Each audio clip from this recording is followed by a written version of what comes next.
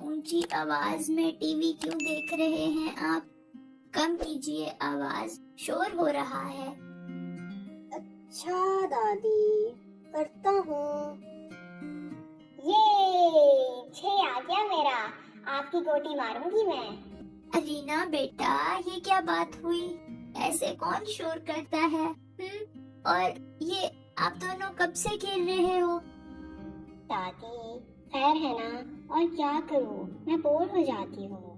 یہ کیا بات ہوئی مہروز بیٹے، اب آپ موبائل پر گیم کھیلنے لگ گئے ہو؟ ہوم ورک بھی کیا ہے آپ نے؟ دادی کرتا ہوں جا کے تھوڑی دیر تک، بس تھوڑی دیر کھیلنے دیں۔ کیا ہو گیا ہے آج کل کے بچوں کو، کسی کی بات سنتے ہی نہیں ہے۔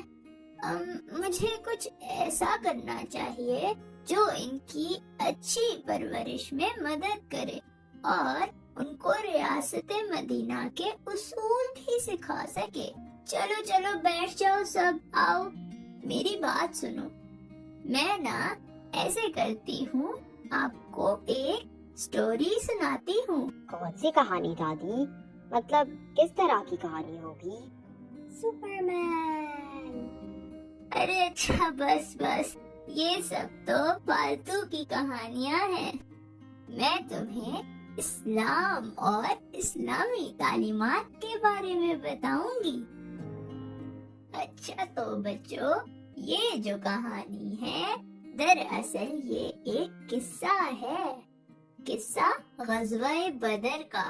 کیا یہ وہی جنگ ہے جس میں تھوڑے سے مسلمانوں نے بہت سارے کفار سے جنگ کی تھی؟ ہاں جی بیٹا، یہ وہی جنگ ہے۔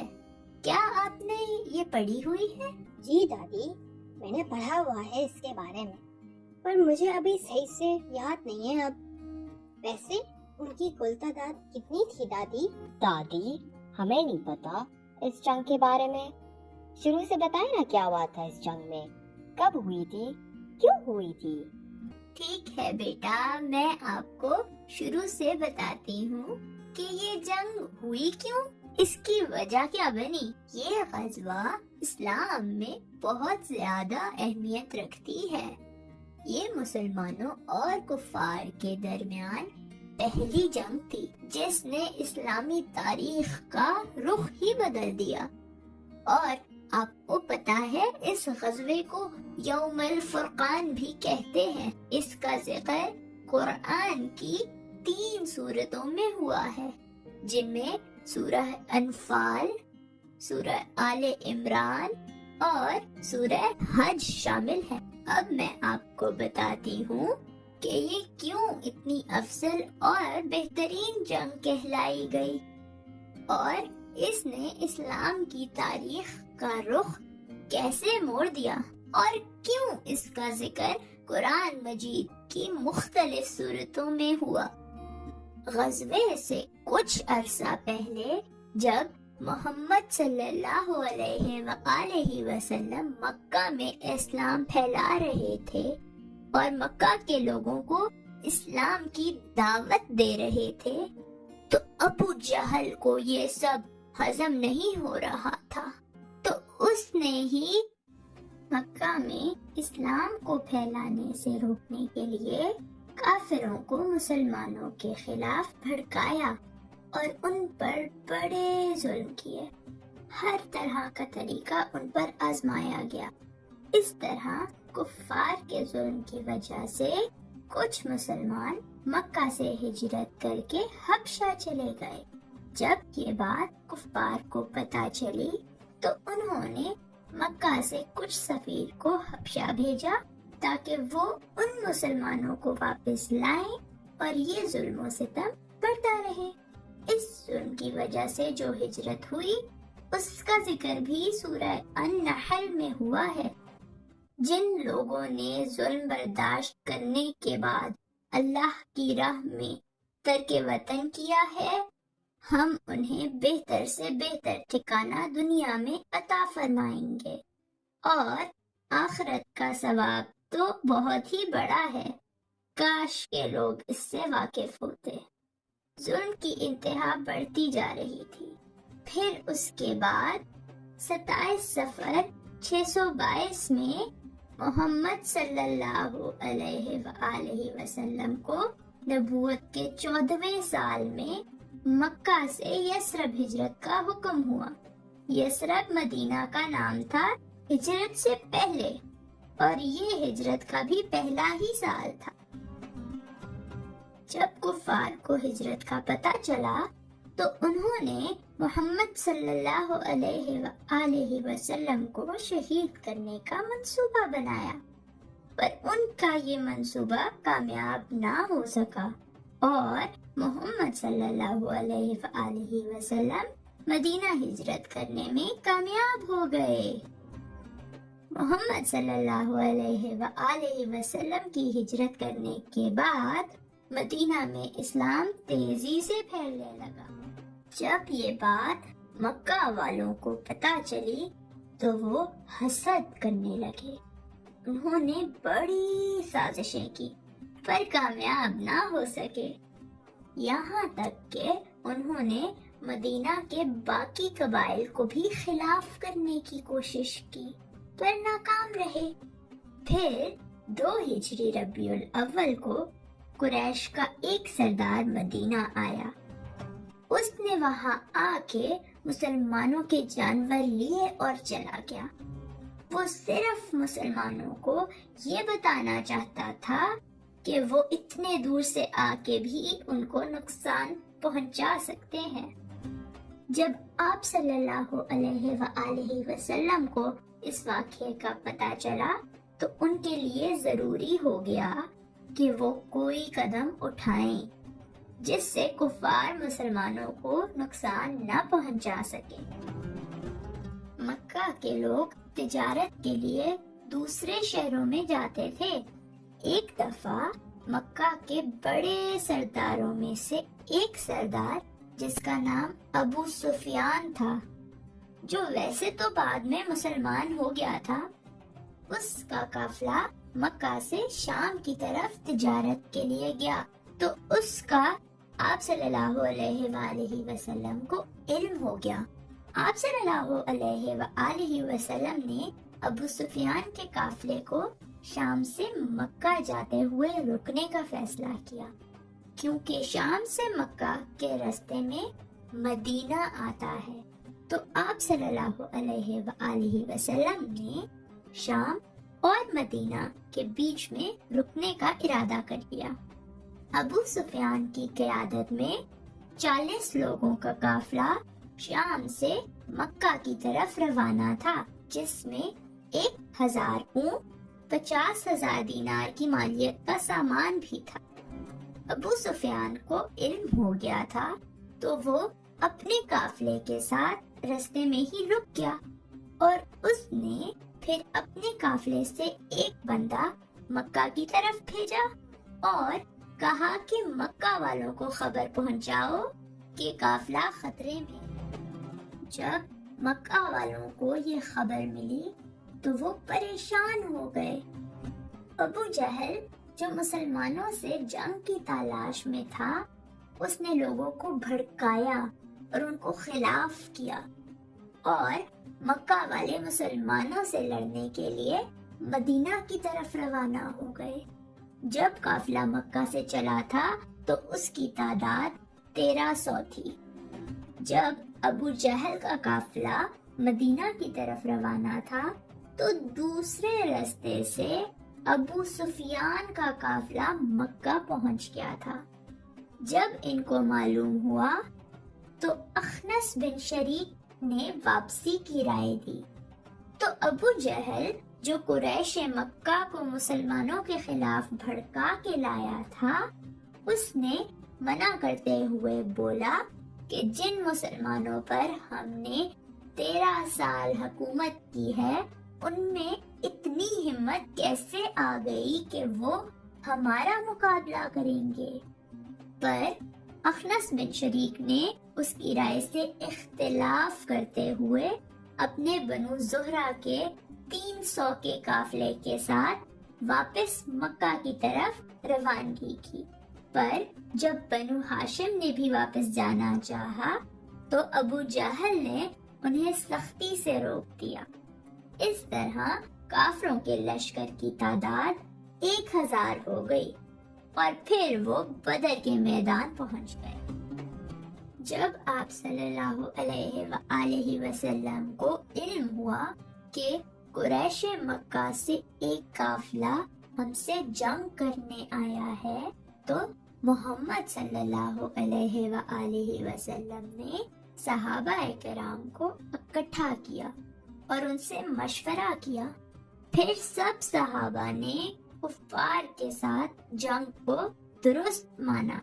इस मौका पर सैयदना मकदाद बिन उमर रजी अल्लाह ताला अन्हा ने तकरीर फरमाई, जिसमें उन्होंने कहा, हम ऐसा नहीं कहेंगे जैसा कि मूसा की कौम ने कहा था, तुम और तुम्हारा रब जाओ और तुम दोनों से लड़ो, लेकिन हम आपके दाएं बाएं और आपके आगे और आपके पीछे लड़ेंगे। आप सल्लल्लाहु अलैहि वसल्लम के चेहरे पर मुस्कुराहट सी आ गई जब उन्होंने ये बात सुनी। फरमाने लगे, खुशी खुशी चलो।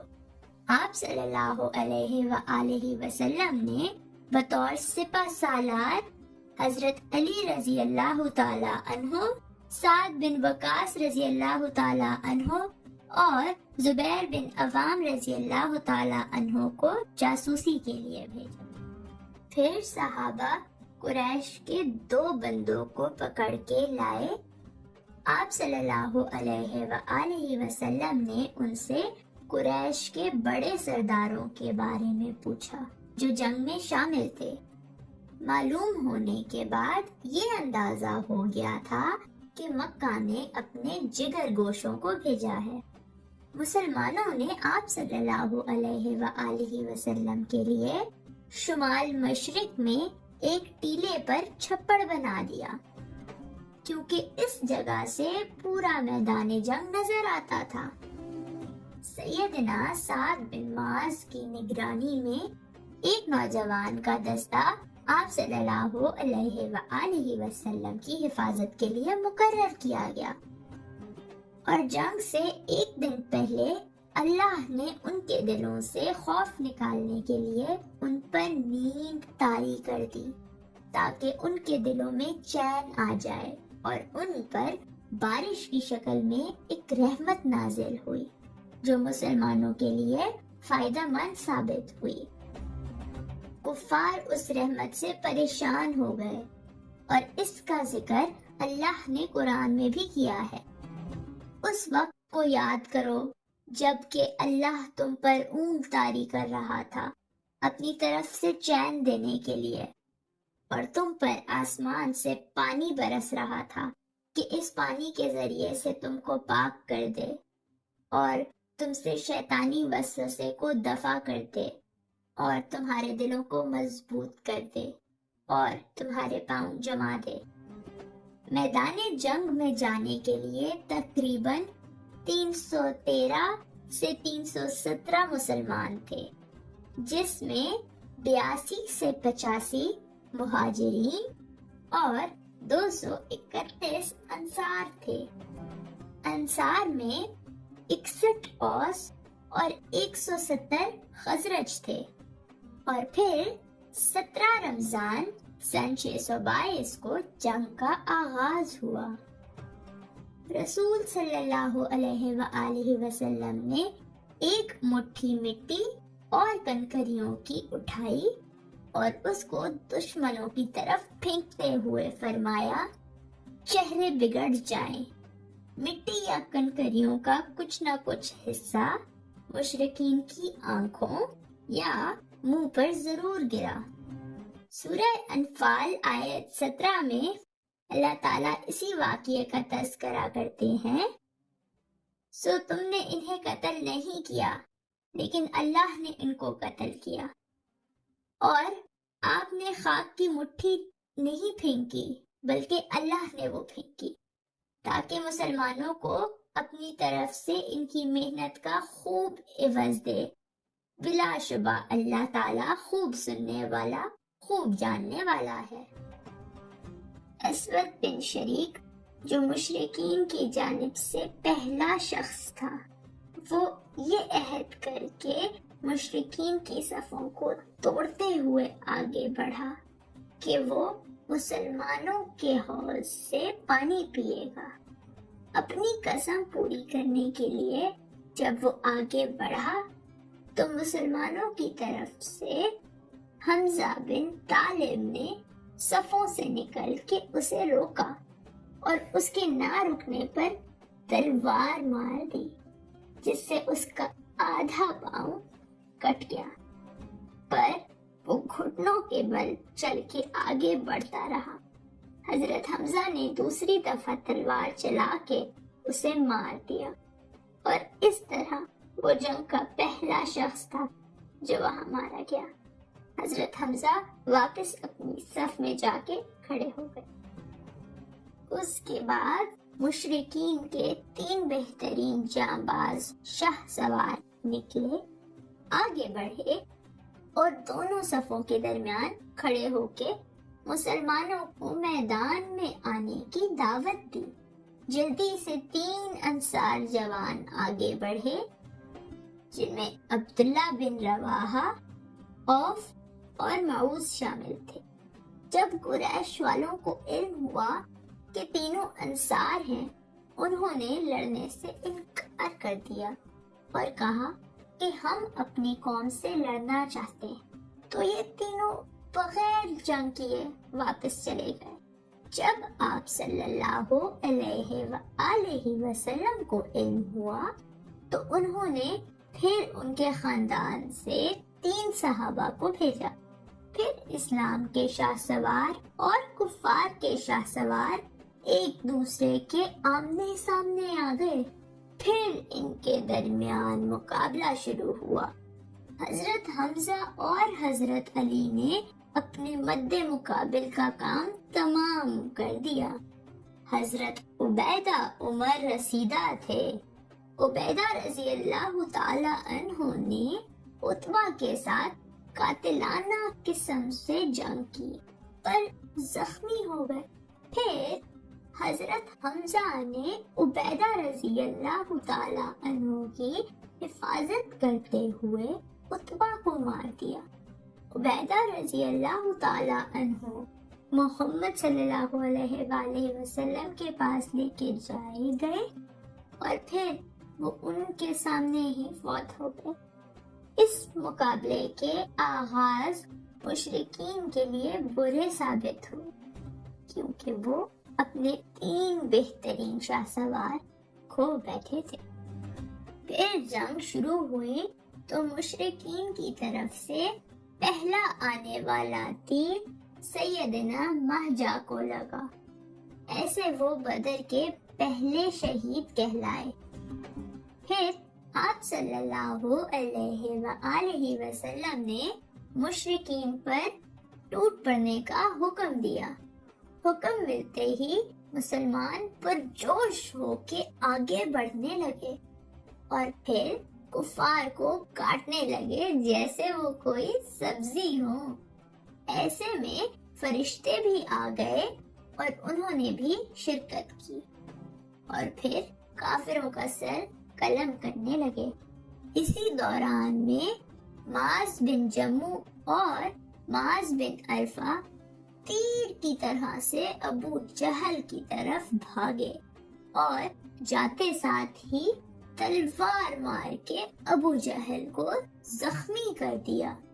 जब ये चीज अबू जहल के बेटे अक्रमा बिन जहल ने देखी तो वो दौड़ के आया और हजरत माज के कंधे पर तलवार से वार करके उनका बाजू शहीद कर दिया। अबू जहल नीचे गिर गया। सहाबा उन्हें मरा हुआ समझ के आगे बढ़ गए, पर जब साद बिन मसूद ने देखा कि अबू जहल तो जिंदा है तो उन्होंने अबू जहल की गर्दन पर वार करके गर्दन धड़ से अलग कर दी। फिर उसके बाद बतौर सिपा सालार मोहम्मद सल्लल्लाहु अलैहि वसल्लम मैदान जंग में उतरे اور دشمنوں کی طرف بڑھتے گئے۔ جب دشمنوں نے یہ منظر دیکھا تو وہ میدان سے بھاگنے لگے، جس میں کئی مسلمان شہید ہوئے، پر بہت سے کفار مارے گئے اور کچھ کفار تو قید بھی ہو گئے۔ اس دوران 70 کفار قید ہوئے اور 70 ہی مارے بھی گئے تھے، جبکہ مسلمانوں میں 14 صحابہ شہید ہوئے، جن میں 6 مہاجرین، 8 انصار، 6 خزرج اور 2 اوس تھے۔ جنگ کے اختتام پر مسلمانوں کا جب پلڑا بھاری ہونے لگا تو وہ اپنی جان بچاتے ہوئے اپنا سارا سامان چھوڑ کے بھاگ پڑے، اور پھر وہ مال غنیمت مسلمانوں کو مل گیا۔ دادی، یہ مال غنیمت کیا ہوتا ہے؟ بیٹے، مال غنیمت جو فوج جنگ جیت جاتی ہے وہ ہارنے والی فوج کا سارا سامان، جیسے کہ ہتھیار، ان کے کھانے پینے کی اشیاء، ان کے جانور سب اپنے قبضے میں کر لیتے ہیں اور پھر ان کو آپس میں تقسیم کر کے اپنے استعمال میں لے آتے ہیں۔ تو بچوں، جو مال غنیمت مسلمانوں کے حصے میں آیا تھا اس کو تقسیم کیا گیا، جس میں معاذ بن جموع اور معاذ بن عرفہ کو ابو جہل کا سامان ملا، اور سعد بن مسعود کو ابو جہل کا سر کاٹنے پر اس کی تلوار ملی، اور باقی قریش والوں کا جو بھی مال تھا وہ محمد صلی اللہ علیہ وآلہ وسلم نے باقی صحابہ میں تقسیم کر دیا جو بھی جنگ میں شریک تھے۔ اور یہ سارا مال غنیمت کی تقسیم کا سلسلہ وادی صغرا کے قریب ایک دریا مضیق اور نازیہ کے درمیان۔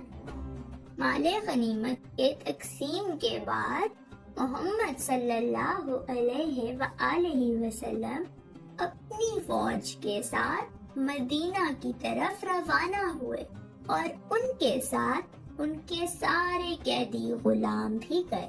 مدینہ پہنچنے کے بعد محمد صلی اللہ علیہ وآلہ وسلم نے سب صحابہ سے قیدیوں سے متعلق مشورہ کیا، جس میں ان کو مختلف خواہشات ظاہر کی گئی، جیسے کہ سخت سے سخت سزا دی جائے یا نرمی سے پیش آیا جائے اور رحم فرما دیا جائے۔ آپ صلی اللہ علیہ وآلہ وسلم نے یہ فیصلہ کیا کہ قیدیوں کو رہا کر دیں گے اگر وہ فدیہ دیں۔ جو قیدی غریب یا فقیر تھے محمد صلی اللہ علیہ وآلہ وسلم نے بغیر فدیے کے رہا کر دیے، اور جو تعلیم یافتہ تھے ان سے ایک معاہدہ ہوا کہ وہ مدینہ کے بچوں کو پڑھنا لکھنا سکھائیں گے، اس بدلے انہیں آزاد کر دیا جائے گا۔ پھر جب دنیا نے دیکھا کہ ان کے ساتھ اتنا اچھا سلوک ہے تو وہ ساری قومیں حیران رہ گئیں۔ ان قیدیوں نے بھی مسلمانوں کا حسن سلوک ہمیشہ یاد رکھا۔ جن صحابہ نے جنگ میں شرکت کی تھی ان کے لیے آپ صلی اللہ علیہ وآلہ وسلم نے فرمایا، جن لوگوں نے جنگ بدر میں شرکت کی ہے وہ کبھی جہنم میں نہیں جائیں گے۔ ایک جگہ اللہ فرماتے ہیں کہ اب تم جو بھی عمل کرو تمہارے لیے جنت واجب ہے، میں نے تمہیں بخش دیا۔ دادی، اس جنگ سے مسلمانوں کو کیا فائدہ ہوا تھا؟ بیٹا، مسلمانوں کو تو بہت سے فائدے ہوئے ہیں، ان میں سے چند فوائد یہ ہیں، جیسے کہ بہت سے قبائل اسلام کے قریب آ گئے، کافروں کا غرور خاک میں مل گیا، مسلمانوں کو کافروں سے فدیے میں بہت ساری مال غنیمت حاصل ہوئی، बाज कबाइल ने फौरन इस्लाम कबूल कर लिया। ये जंग मुसलमान बच्चों की तालीम का जरिया बनी। कुफार के मुकाबले में इस्लाम का सर बुलंद हो गया और इस जंग से हमें एक सबक सब्र का भी मिलता है। इससे मुतल्लिक सूरह अल बकरा में भी जिक्र आया है।